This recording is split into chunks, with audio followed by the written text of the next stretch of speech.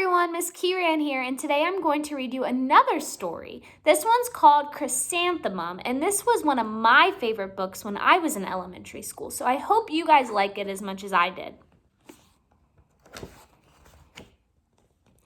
The day she was born was the happiest day of her parents' lives. "She's perfect," said her mother.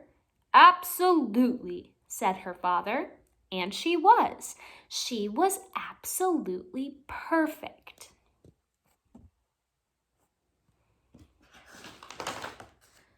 "Her name must be everything she is," said her mother. "Her name must be absolutely perfect," said her father. And it was Chrysanthemum. Her parents named her Chrysanthemum. Chrysanthemum grew and grew and grew. And when she was old enough to appreciate it, Chrysanthemum loved her name.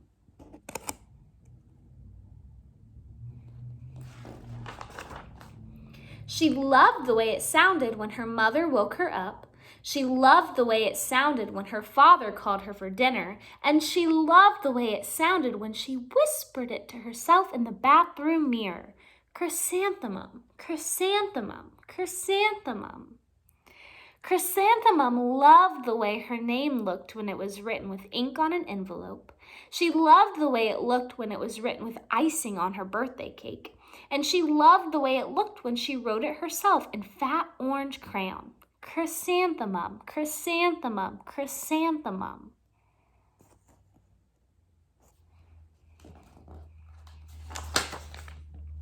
Chrysanthemum thought her name was absolutely perfect. And then she started school.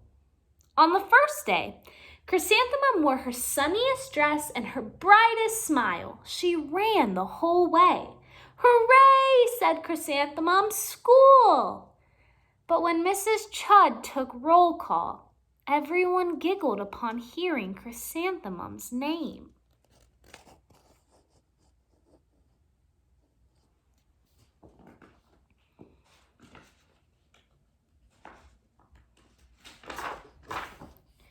"It's so long," said Joe. "It scarcely fits on your name tag," said Rita, pointing. "I'm named after my grandmother," said Victoria, "and you're named after a flower." Chrysanthemum wilted. She did not think her name was absolutely perfect. She thought it was absolutely dreadful.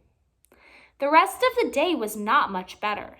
During nap time, Victoria raised her hand and informed the class that Chrysanthemum's name was spelled with 13 letters. "That's exactly half as many letters as there are in the entire alphabet," Victoria explained. "Thank you for sharing that with us, Victoria," said Mrs. Chud. "Now put your head down."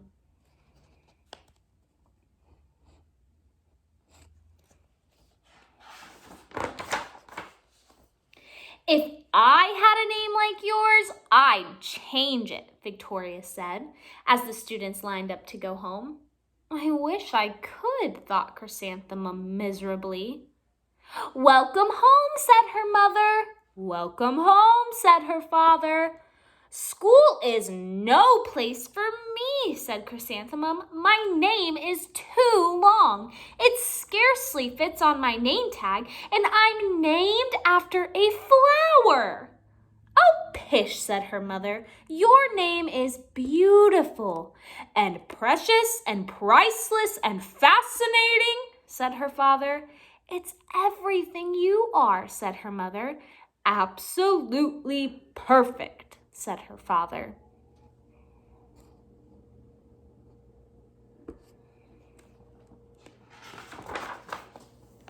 Chrysanthemum felt much better after her favorite dinner, macaroni and cheese with ketchup, and an evening filled with hugs and kisses.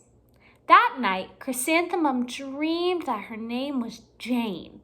It was an extremely pleasant dream.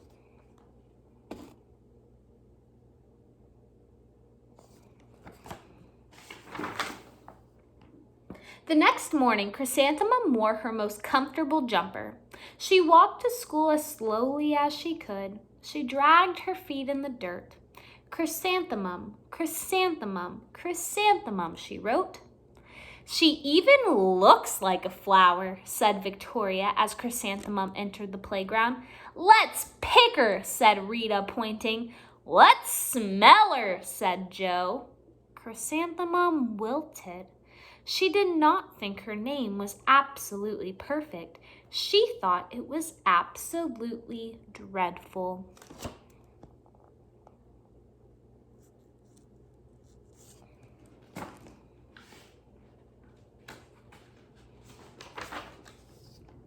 The rest of the day was not much better. During nap time, Victoria raised her hand and said, "A chrysanthemum is a flower. It lives in a garden with worms and other dirty things." "Thank you for sharing that with us, Victoria," said Mrs. Chudd. "Now please put your head down." "I just cannot believe your name," Victoria said as the other students lined up to go home. "Neither can I," thought Chrysanthemum miserably.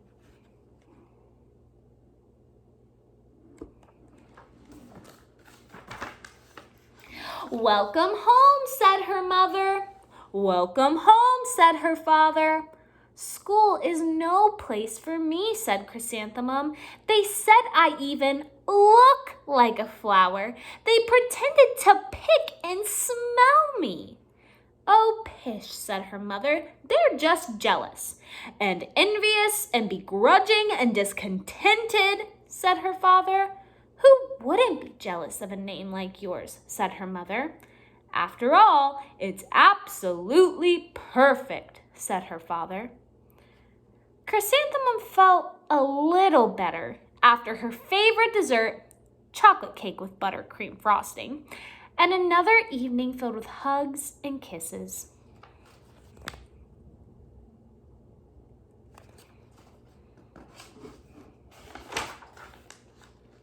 That night, Chrysanthemum dreamed that she really was a chrysanthemum. She sprouted leaves and petals. Victoria picked her and plucked the leaves and petals one by one until there was nothing left but a scrawny stem. It was the worst nightmare of Chrysanthemum's life. Chrysanthemum wore her outfit with 7 pockets the next morning. She loaded the pockets with her most prized possessions for a good luck charm. Chrysanthemum took the longest route possible to school and stopped and stared at each and every flower. "Chrysanthemum, chrysanthemum, chrysanthemum," the flowers seemed to say.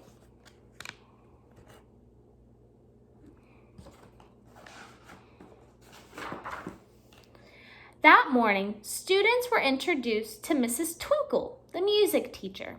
Her voice was like something out of a dream, and so was everything else about her.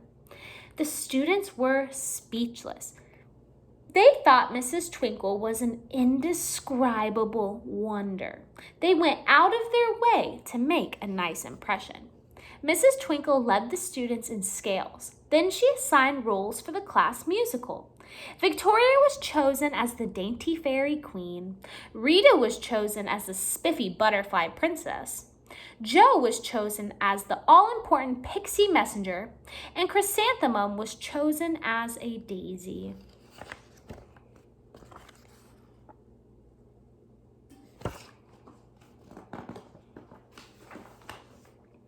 "Chrysanthemum's a daisy?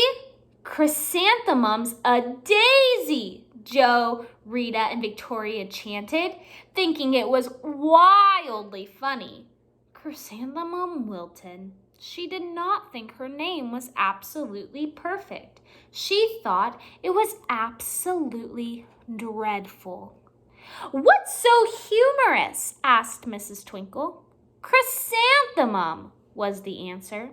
"Her name is so long," said Joe. "It scarcely fits on her name tag," said Rita, pointing.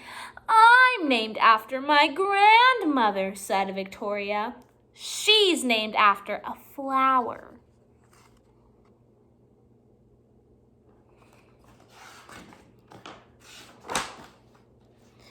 My name is long, said Mrs. Twinkle. It is, said Joe. My name would scarcely fit on a name tag, said Mrs. Twinkle. It would, said Rita, pointing. And, said Miss Twinkle, I'm named after a flower, too. You are? Said Victoria. Yes, said Mrs. Twinkle. My name is Delphinium. Delphinium Twinkle. And if my baby is a girl, I'm considering Chrysanthemum as a name. I think it's absolutely perfect. Chrysanthemum could scarcely believe her ears. She blushed, she beamed, she bloomed. Chrysanthemum, chrysanthemum, chrysanthemum.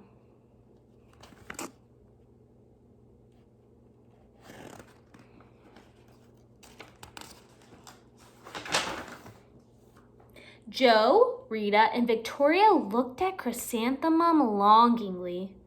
Call me Marigold, said Joe. I'm Carnation, said Rita, pointing. My name is Lily of the Valley, said Victoria. Chrysanthemum did not think her name was absolutely perfect. She knew it. And that is the end. So I hope you guys liked that story as much as I did. And I cannot wait till I get to talk about it with you on Zoom. So see you guys later.